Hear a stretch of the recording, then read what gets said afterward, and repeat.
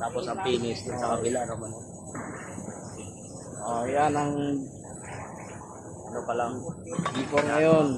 Magantay ulit sa ano, sunod na kabanata. Yan yung maganda na.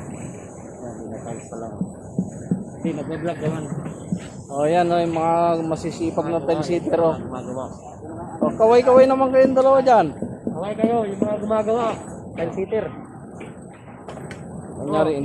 Kunyari interview natin yung mga boss, paano ba mag-tile siya, boss? Ito lang yan. Paano yun? Pikit mo isang mata mo. Ay, pikit mo yung isang mata. Pukpukin mo. Tapos yung si Manong. Isip lang. Magtrabaho ng Ikaw, hindi ka pwede. Kasi hindi papantay yung gawa mo. Sabi, huwag ka maingay.